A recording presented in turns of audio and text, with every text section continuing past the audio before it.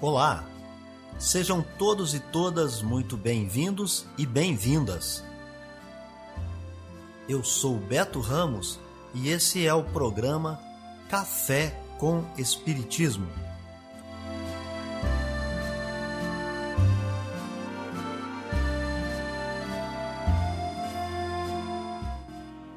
Um programa diário que aborda temas da filosofia, de conhecimentos gerais e de espiritismo. A verdade é o conhecimento que liberta.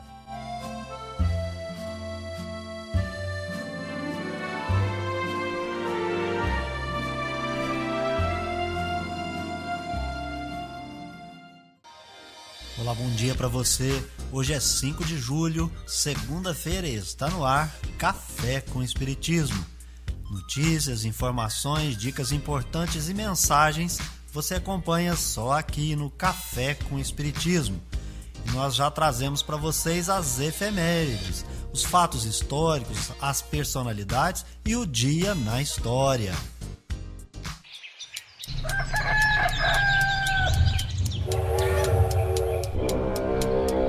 Dia na história.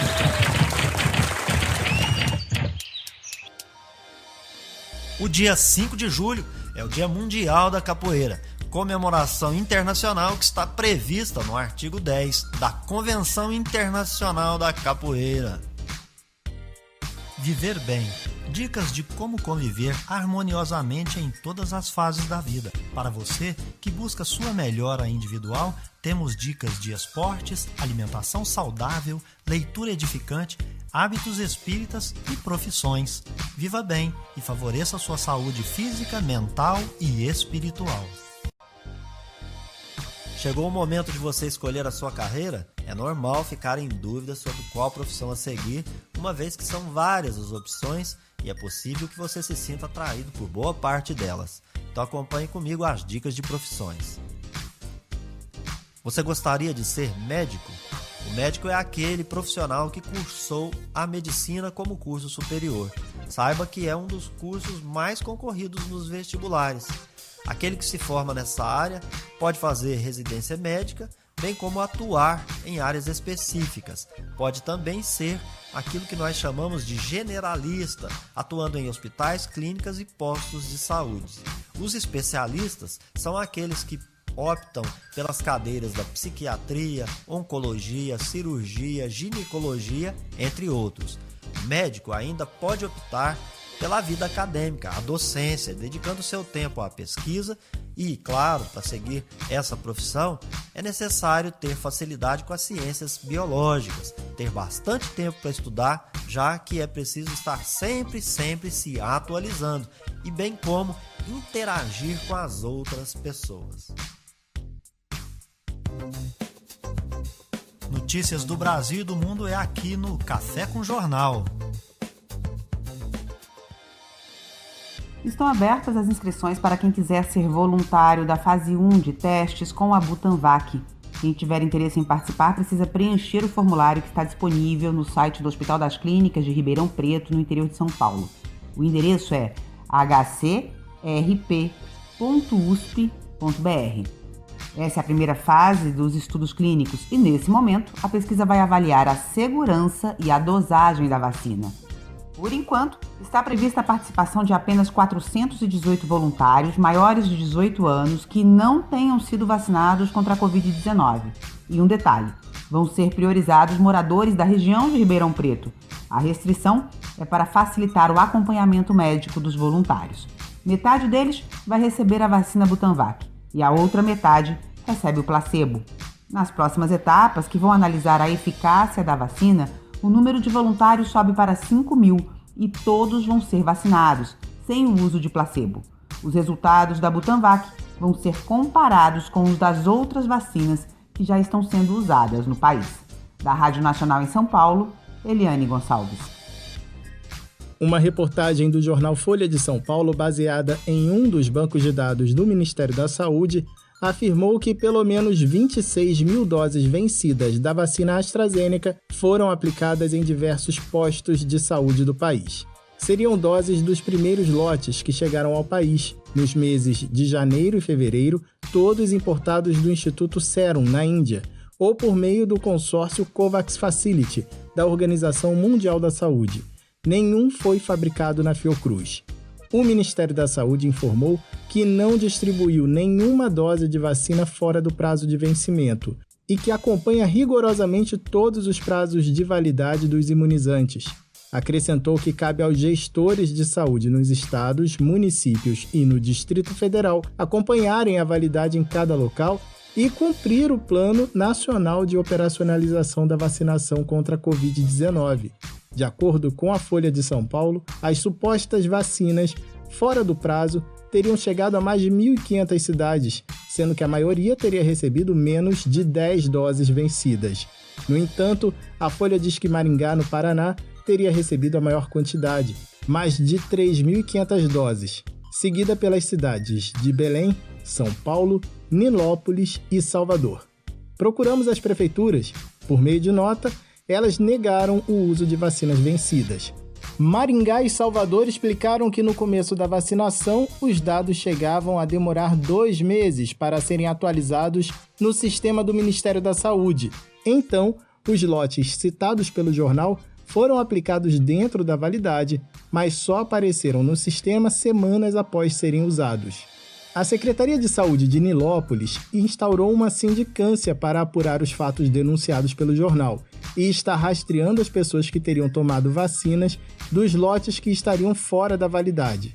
E a cidade de São Paulo informou que a data de validade é monitorada de 3 modos e no ato da aplicação as pessoas podem conferir o frasco das vacinas e que as doses aplicadas passam por um rastreamento para identificar eventuais falhas. Até o fechamento da reportagem, a Prefeitura de Belém não tinha respondido o nosso contato. A Anvisa afirmou que vacinas com prazo de validade expirado não têm garantias de eficácia e segurança, e o protocolo do Ministério da Saúde prevê o que fazer se isso ocorrer. O primeiro passo é notificar a Secretaria de Saúde local. Se a Secretaria confirmar que a pessoa tomou dose de vacina vencida, ela não deve ser considerada válida e 28 dias depois, a pessoa deve tomar a vacina normalmente. De acordo com o vacinômetro do Ministério da Saúde, até essa sexta-feira, cerca de 103 milhões de brasileiros já tinham recebido pelo menos uma dose de vacina contra a Covid-19.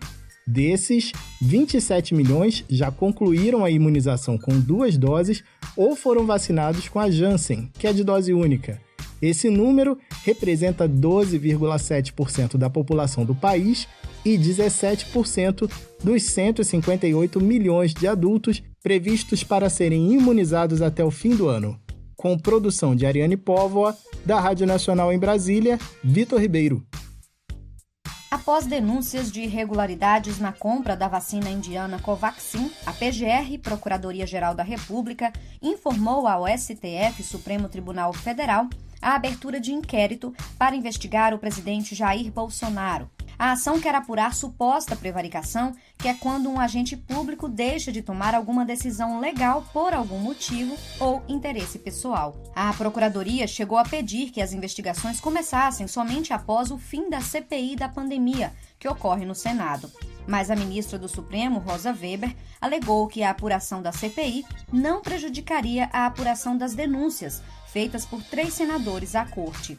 Com isso, a PGR pediu ao Supremo a abertura do inquérito.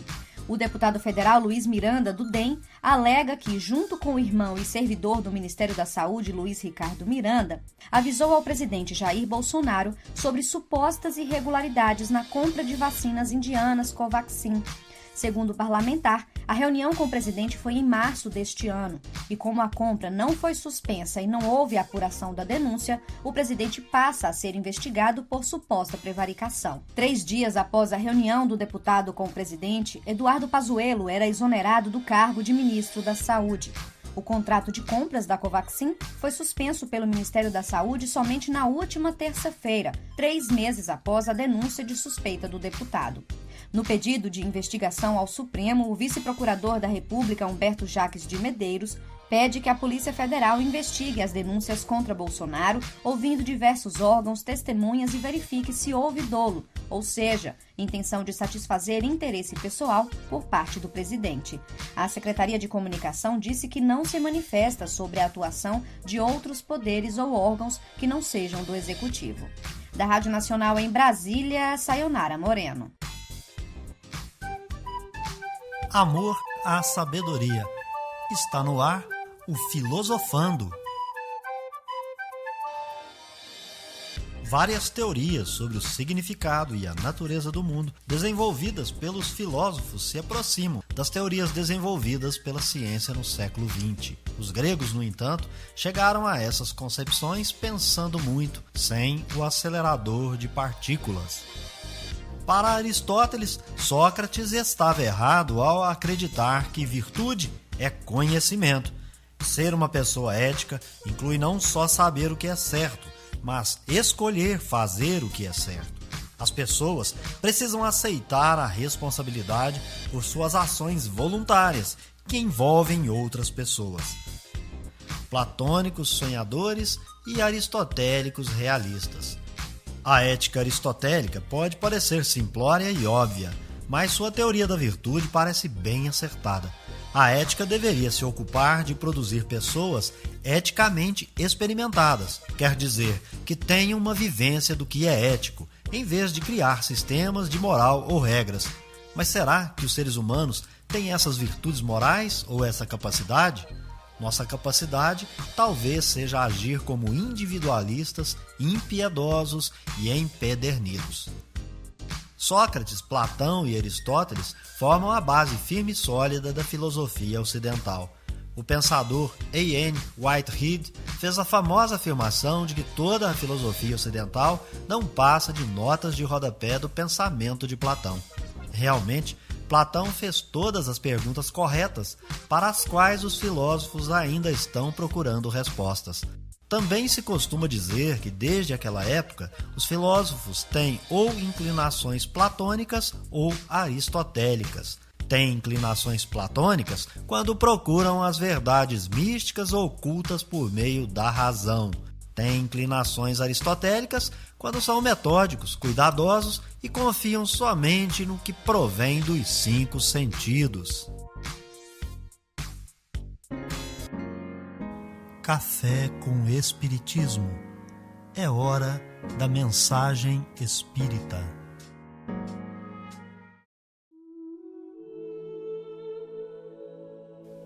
A verdadeira propriedade.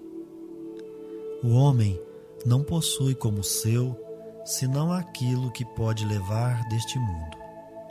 O que ele encontra ao chegar e o que deixa ao partir goza durante sua permanência na terra.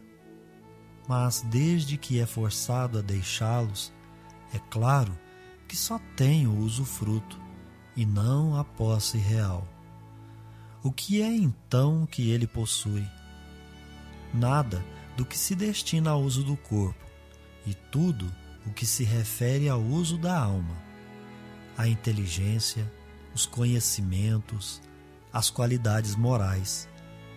Eis o que ele traz e leva consigo, o que ninguém tem o poder de lhe tirar, e o que ainda mais lhe servirá no outro mundo do que neste.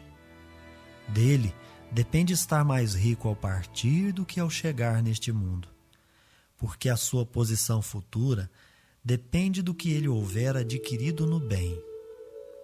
Quando um homem parte para um país longínquo, arruma a sua bagagem com os objetos de uso nesse país, e não se encarrega de coisas que lhe seriam inúteis. Fazei, pois, o mesmo em relação à vida futura, aprovisionando-vos de tudo o que nela vos poderá servir. Ao viajante que chega a uma estalagem, se ele pode pagar, é dado um bom alojamento. Ao que pode menos, é dado um pior. E ao que nada tem, é deixado ao relento. Assim, acontece com o homem quando chega ao mundo dos espíritos. Sua posição depende de suas posses, com a diferença de que não pode pagar em ouro. Não se lhe perguntará quanto tinhas na terra, que posição ocupava, eras príncipe ou operário, mas lhe será perguntado o que trazes. Não será computado o valor de seus bens, nem dos seus títulos, mas serão contadas as suas virtudes, e nesse cálculo o operário talvez seja considerado mais rico do que o príncipe. Em vão alegará o homem que antes de partir pagou em ouro a sua entrada no céu, pois terá essa resposta: as posições daqui não são compradas, mas ganhas pela prática do bem. Com o dinheiro pode comprar terras, casas, palácios, mas aqui só valem as qualidades do coração. És rico dessas qualidades? Então, sejas bem-vindo, e teu é o primeiro lugar onde todas as venturas te esperam. És pobre? Vai para o último, onde serás tratado na razão de tuas posses. Ao nascer, o que trazemos de verdade? E ao morrer, levamos algo ou tudo fica na terra? Pascal, no ano de 1860, em Genebra, Suíça, traz uma grande lição que foi utilizada por Allan Kardec no Evangelho segundo o Espiritismo, item 9 do capítulo 16, com o fantástico título A Verdadeira Propriedade. Não trazemos nada que seja para uso do corpo e também não levamos nada disso. Na terra só temos o usufruto das coisas materiais. Nunca haverá para o ser humano a posse real dessas coisas. Isto porque há o perecimento do corpo, que chamamos morte. Mas todo o espírito possui uma propriedade real, verdadeira. Trata-se da inteligência, dos conhecimentos e das qualidades morais. Tudo isso se refere ao que realmente serve de uso para a alma. Nada disso poderá ser dado ao espírito e também não lhe poderá ser retirado, porque se tratam de conquistas da alma. Tudo que serve tanto no mundo material quanto no espiritual. A posição do espírito na escala dos espíritos depende dessas aquisições. Quem mais evoluiu será mais feliz. Quem nada amealhou terá mais necessidades de repetir novas reencarnações. O que significam as posições e as posses na terra? Perguntariam alguns. São as experiências que proporcionam oportunidades de aquisições de virtudes e conhecimento. O que levamos ao morrer é o resultado dessas experiências. Nenhum pagamento prévio do ponto de vista material, tais como indulgências, promessas ou a pseudo-caridade material, desprovida do sentimento, serão exigidas ou aceitas. O que interessa ao espírito são as virtudes que adquire. Nesse sentido, ou o espírito desencarna pobre ou rico.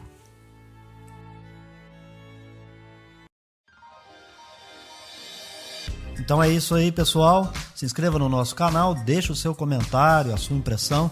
Um abraço, até o próximo Café com Espiritismo. Tchau! Este foi o nosso programa Café com Espiritismo.